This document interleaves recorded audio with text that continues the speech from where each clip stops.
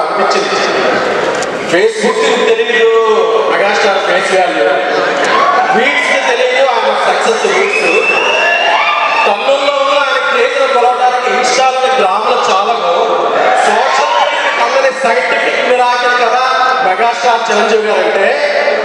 అరే social media ఉన్నప్పుడు ఆయన పీక్లో ఉంటే భలే ఉంటుందో అనిపించింది. బట్ మళ్ళీ బాస్ కంబ్యాక్ ఇచ్చి షేక్ ఆడిచ్చేస్తారు.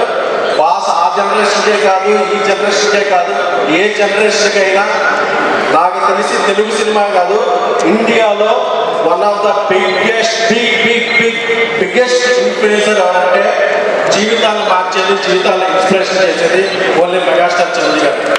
ఆయన ఇన్స్పిరేషన్తో యాక్టర్లు వచ్చారు, డాక్టర్లు వచ్చారు, డాక్టర్లు దొరుకునే ఫార్మర్ కూడా ఆయన ఒక ఇన్స్పిరేషన్. సో ఆయన చూస్తే జీవితంలో ఎన్నో లోలో ఉన్న హైగా రావడానికి ఇన్స్పిరేషన్ ఉంటుంది. సో మనకి వారసత్వమే పౌరసత్వంగా ఉంది ఈ దేశంలో. టాలెంట్ ఉన్న వాళ్ళు ఎప్పుడైనా సరే పైకి రావాలంటే ఒక్క ఫోటో గుండెలో పెట్టుకుంటే బాస్ ఫోటో అది వచ్చేస్తుంది. సో థ్యాంక్ యూ బాస్, ఒక జనరేషన్స్ని ఇలా ఇన్స్పైర్ చేసినందుకు. అలాగే ఇన్ఫ్లుయెన్సర్ గురించి చెప్పాల్సి వస్తే నా ట్యాక్సీ వాళ్ళ సినిమాలో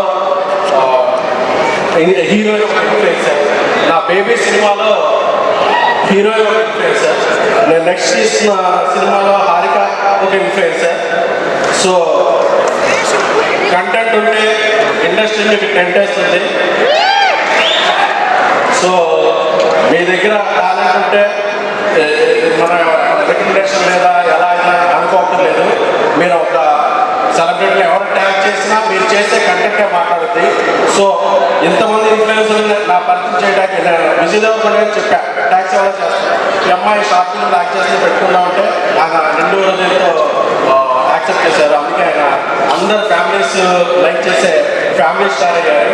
సో ఆయన ఫ్యామిలీ స్టార్కి కూడా కృతజ్ఞతలు, అభినందనలు. 5వ తారీఖు రిలీజ్ అవుతుంది. సో ఎవరెస్ట్ ముందు మనకి ఎక్కువ మాట్లాడకూడదు, బాస్ ఇక్కడ ఉన్నారు కాబట్టి.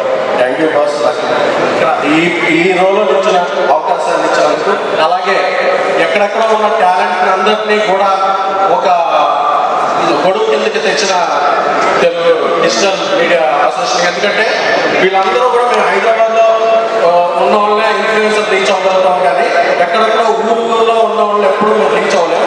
బట్ ఇలాంటి సంస్థ ఒకటి వచ్చి అందరినీ రీచ్ అయ్యే ఒకటి తేవడం అనేది ఒక ఇండస్ట్రీకి ఒక సోమవారం. ఎందుకంటే ఇప్పుడు సోషల్ మీడియా నుంచి ఎంతమంది స్టార్స్ రాబోతున్నారు, యాక్టర్స్ రాబోతున్నారు, క్రియేటర్స్ రాబోతున్నారు.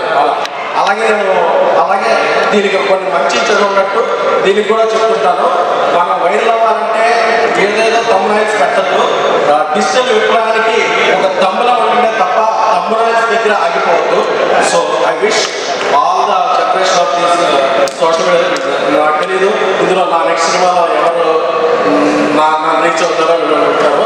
సో ఇండస్ట్రీలో మీకు అందరికీ ఒక మంచి పాట రావాలని స్వయం కృషితో పైకెత్తిన మెగాస్టార్ చిరంజీవి గారిని, విజయ్ దేవరకొండ గారిని ఇలా స్టార్స్ ఇన్స్పిరేషన్గా తీసుకుని